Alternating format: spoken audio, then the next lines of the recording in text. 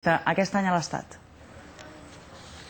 Ferrocarrils de la Generalitat, col·laborant amb una universitat britànica, estudia un nou sistema per indicar als passatgers el camí per sortir de l'estació en cas d'emergència. Es tracta de marcar tant les vies de sortida, que estan obertes, com les vies que estan tancades. Avui l'han provat a l'estació de Sant Cugat del Vallès i de les conclusions que en treguin dependrà que s'acabi instal·lant. Arribem a l'andana de l'estació i de sobte sona aquest avís. Atenció, sisplau. És necessari desallotjar l'estació. Adreceu-vos a les portes de sortida, actueu amb calma i serenitat. Gràcies. Els passatgers comencen a caminar seguint les indicacions, encara que alguns no en fan cas. És el simulacre que s'ha fet a l'estació de Sant Cugat per posar a prova un nou concepte de senyal d'emergència que està estudiant la Universitat Londinenca de Greenwich.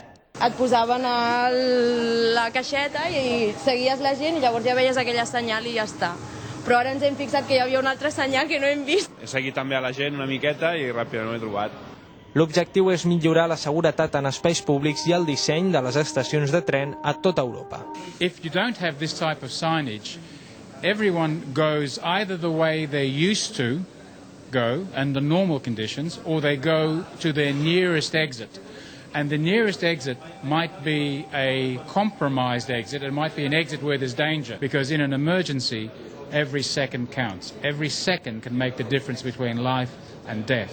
And so we need to have people to understand the correct way to go very quickly.